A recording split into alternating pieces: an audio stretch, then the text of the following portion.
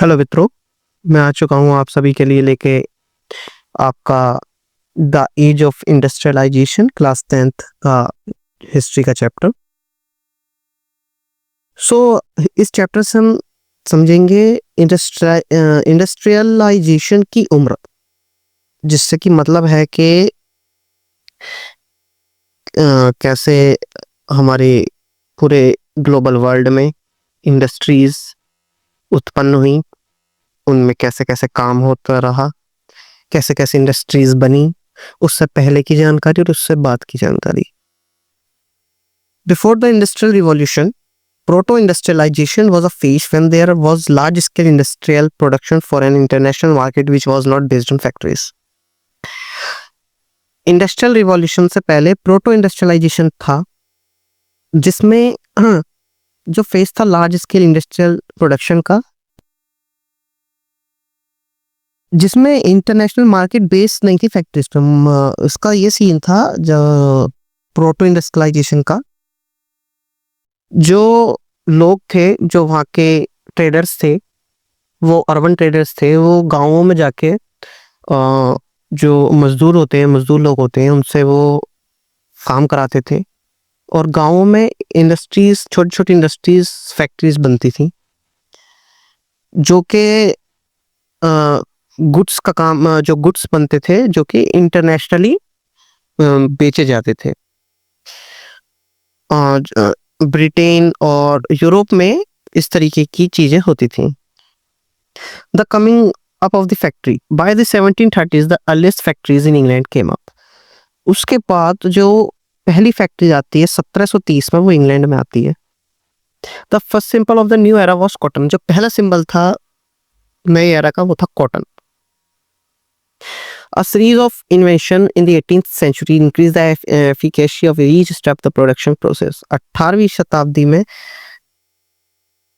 Cotton का जो था सीरीज जो था चलता रहा, बढ़ता रहा, मतलब इंडस्ट्रीज बढ़ती रही। समझ रहे हो बात को? इंडस्ट्रीज 1730s के बाद ब्रिटेन में, आपका यूरोप जो है, यूरोप, फ्रांस, इन सारी जगहों पे चलती रही। Richard Arkwright created the cotton mill. जो कॉटन मिल क्रिएट करी थी, वो रिचर्ड आर्कराइट ने करी थी। The pace of industrial change, how rapid was the process of industrialisation. The most dynamic industries in Britain were clearly cotton and metals. जो most dynamic industries थी Britain में, वो थी आपकी कॉटन और मेटल की industry, cotton mill, metal mill. The new industries could not easily displace traditional industries. जो नई इंडस्ट्रीज थी, वो ट्रेडिशनल इंडस्ट्रीज को डिस्प्लेस नहीं कर सकती थी आराम से। Technology changes occurred slowly because technological change जो थे बहुत स्लोली हुए, क्योंकि उसकी वजह थी, देखो, टेक्नोलॉजिकल चेंजेस की, क्योंकि जो न्यू टेक्नोलॉजी थी वो काफी महंगी थी, और जो the machines often broke down and repair was costly. जो मशीनें महंगी थी, वो खराब हो जाती थी, तो वो रिपेयर होने में बहुत पैसा लगेगा रहा उनमें। समझ रहे हो बात को? उनमें बहुत जो था पैसा खर्च होया करा था। They were not as effective as their inventor and manufacturer claimed. ठीक है जी। उसके बाद hand labour and steam power, मतलब इंडस्ट्री में किसी तरीके की कोई वो नहीं थी मिल, तो जो था जेम्स वाट ने स्टीम इंजन बनाया। In Victorian Britain there was no shortage of human labour. Britain में ह्यूमन लेबर की शॉर्टेज नहीं थी, ठीक है, क्योंकि लोग मिल जाते थे, क्योंकि जो वहाँ के रूरल एरियाज के लोग होते थे, वो उन्हें पैसों की जरूरत होती थी, तो जाहिर सी बात है वो अपना, उन्हें पैसों की जरूरत होती थी, तो वो अपना मजदूरी कर लेते थे। Many seasonal industries were also there who usually preferred hand labour. काफी सीजनल इंडस्ट्रीज थी जो हमेशा प्रेफर करती थी हैंड लेबर को। Handmade goods came to symbolize refinement and class. Life of the workers. Labors were available in abundance in the market which affected the life of workers.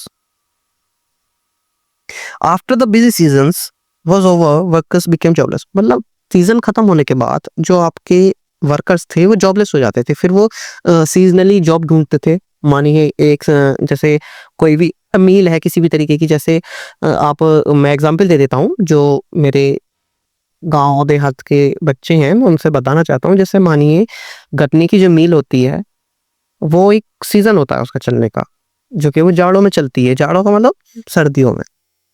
तो उसका मतलब ये है कि उस टाइम तो उसमें वर्कर्स काम कर रहे हैं, देन कुछ लोगों का जब वो मील बंद हो जाती है वो जॉबलेस हो जाते हैं, फिर वो कुछ और काम ढूंढते हैं अपना। तो ये इसका मीनिंग है। उस समय पे भी इंडस्ट्रीज होती थी, तो सीजन इंडस्ट्रीज होती थी, जिससे कि लोग जो थे सीजनली काम कर पाते थे। देन उसके बाद उनका सिस्टम जो था हैंग हो जाया करा था। समझ रहे हो बात को? मतलब उन्हें नौकरी नहीं मिल पाती थी। In the early 19th century, wages increased, but the prices of goods also increased. 19वीं शताब्दी में वेजेस जो था इंक्रीज हुआ, price of goods also increase हुआ। ठीक है। इंडस्ट्रियलाइजेशन इन दी कॉलोनीज। अब हम आ जाते हैं, पहले हमने बात करी इंडस्ट्रियलाइजेशन की कहाँ पे, यूरोप में, है ना, ब्रिटेन जैसे देशों में। अब हम बात करते हैं इंडस्ट्रियलाइजेशन इन दी कॉलोनीज। मतलब अब हमारे जो था इसका इंडिया का क्या सिस्टम था इंडस्ट्रियलाइजेशन का, मतलब इंडस्ट्रीज का। Before the age of machine industries, silk and cotton goods from India dominated the international market in textiles. मशीनी इंडस्ट्री से पहले जो हमारे यहाँ का सिल्क और कॉटन गुड्स था ना इंडिया का, वो डोमिनेट करता था इंटरनेशनल मार्केट को। किस चीज में? टेक्सटाइल में। क्योंकि यहाँ का जो कॉटन वॉटन का वो था, बढ़िया सिस्टम था यहाँ पे। मतलब टेक्सटाइल्स जो थे बहुत पैसा कमाता था, कमाते थे लोग यहाँ से। ठीक है। Vibrant sea trades operated through the main pre colonial ports. मतलब जैसे कि आपके समुद्री तटों पे से अपना ट्रेडिंग सिस्टम होता था शिप के थ्रू, और यहाँ पे मतलब बहुत बढ़िया चल रहा था, डोमिनेट कर रखा था हमने सब जगह।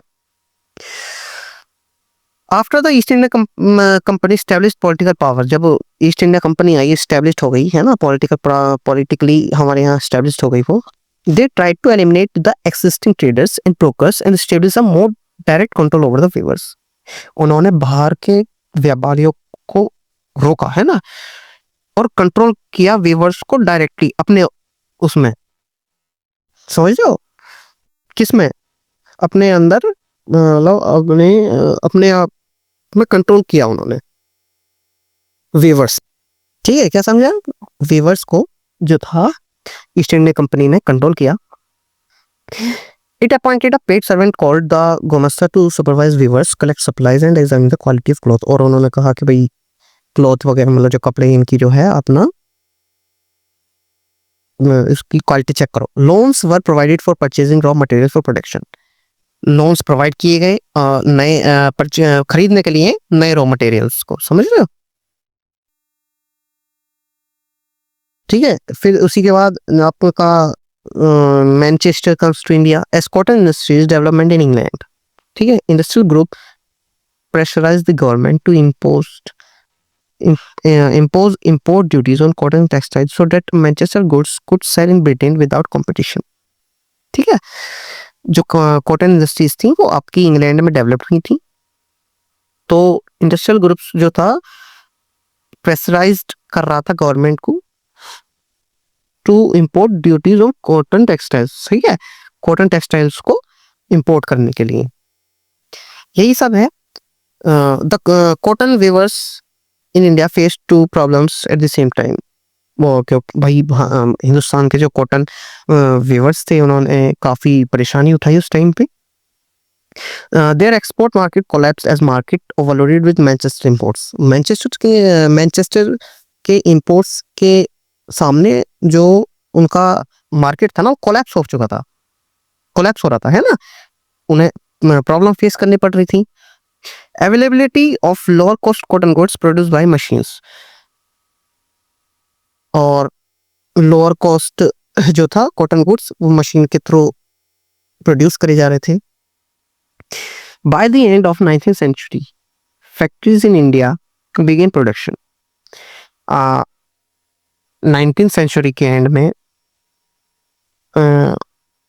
इंडिया की जो फैक्ट्रीज थी उन्होंने प्रोडक्शन दोबारा चालू करा, flooding the market with machine made goods which created a problem of weavers. समझ लो, जो मशीन के थ्रू उन्होंने चालू करा तो जो व्यूअर्स थे उनको प्रॉब्लम क्रिएट हुई।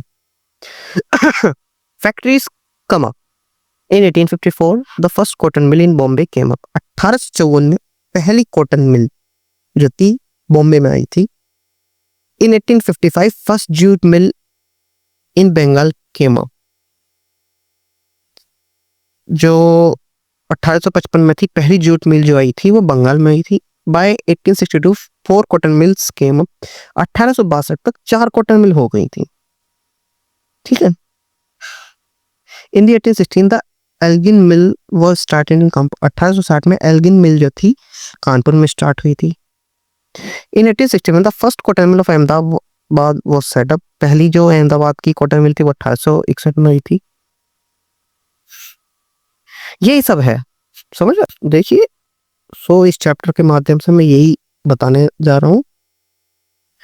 फिर देन उसके बाद में जब समय बढ़ता रहा तो इंडस्ट्रीज को जो था अपने जो प्रोडक्ट्स थे उसका मार्केट, जो उनके गुड्स थे उन्हें किस तरीके से मार्केट कर सकते थे वो। New consumers are created through advertisement, मतलब लोगों ने एडवर्टाइजमेंट करे। Advertisement appears in newspaper, magazines, hoardings, street walls, television screen. Goods को फैलाना, ठीक है, प्रोडक्ट्स को बेचना, उनकी मार्केटिंग करना किस चीज के थ्रू हुई? एडवर्टाइजिंग के थ्रू। एडवर्टाइजिंग के थ्रू माने कि जैसे कि टीवीओ पे एड्स, न्यूज़पेपर में शो। यही अपना रैपिड रिवीजन हो इस चैप्टर का, द एज ऑफ इंडस्ट्रियलाइजेशन। ज्यादा डीप मत समझिए। अगर वीडियो समझ में ना आई हो तो दोबारा देख लो यार। वीडियो बहुत अच्छी है, ठीक है। मैंने बिल्कुल देसी तरीके से बताया है, बिल्कुल सही चीज, सटीक चीज बताता हूँ मैं, है ना। फालतू में कुछ नहीं बताता। जो काम की चीज है वो बताइए। कुछ मत पढ़ो, चैप्टर का नाम पढ़ो। चैप्टर का नाम क्या है? The age of industrialisation. Industrialisation की उम्र, कब पैदा हुआ, उससे पहले का समय, उसके बाद का समय। ठीक है भाई, इंडस्ट्रीज कैसे उत्पन्न हुई, है ना। उससे इंडस्ट्री, उससे पहले क्या होता था। उस जब इंडस्ट्री चालू हुई तो पहले छोटी इंडस्ट्री, छोटी फैक्ट्री बनी, देन उसके बाद टेक्नोलॉजी बढ़ी तो बड़ी हुई। तो यही एक चैप्टर का मेन थीम है। यही एक छोटा सा मेरा मोटिव है आप लोगों को समझाने का। होप करता हूँ आपको चैप्टर समझ में आया होगा और अच्छे से अच्छा चैप्टर लाता रहूंगा। बहुत सारी कंटेंट हमने दे चुके हैं हम। आप देखते रहिए, चैनल को सपोर्ट करते रहिए। और प्लेलिस्ट हम बना चुके हैं आपके लिए, एसएसटी की, साइंस की, इंग्लिश की, हिंदी की, class 10 boards and 12th boards.